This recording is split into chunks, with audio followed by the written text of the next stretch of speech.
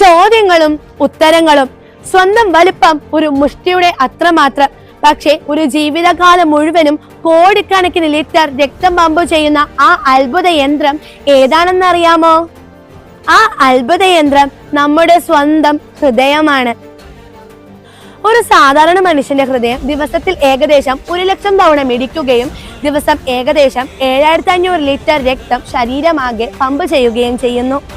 ഹൃദയം ഒരു പേശി അവയവമാണ്. ഇത് സങ്കോചം, സിസ്റ്റോൾ, വികാസം, ഡയസ്റ്റോൾ എന്നീ പ്രക്രിയയിലൂടെ ഓക്സിജൻ അടങ്ങിയതും അല്ലാത്തതുമായ രക്തത്തെ ശരീരത്തിലേക്കും ശ്വാസകോശത്തിലേക്കും തുടർച്ചയായി പമ്പ് ചെയ്യുന്നതിലൂടെ രക്തസംക്രമണം നിലനിർത്തുന്നു. എങ്കിലിതാ നിങ്ങൾക്കുള്ള ചോദ്യം. ഹൃദയത്തിൽ നിന്ന് രക്തം കൊണ്ടുപോകുന്നത് ധമനികൾ അഥവാ ആർട്ടറീസ് ആണെങ്കിൽ ഹൃദയത്തിലേക്ക് രക്തം എത്തിക്കുന്ന രക്തക്കുഴലിന്റെ പേരെന്താണ്? ഉത്തരം അറിയാമെങ്കിൽ കമന്റ് ബോക്സിൽ കമന്റ് ചെയ്യാൻ മറക്കല്ലേ. അറിവ് കൂടും, കൗതുകം വളരും. ഇങ്ങനെയുള്ള വീഡിയോകൾക്കായി ഇപ്പോൾ തന്നെ ഫോളോ ചെയ്യൂ. അതുവരേക്കും ബൈ.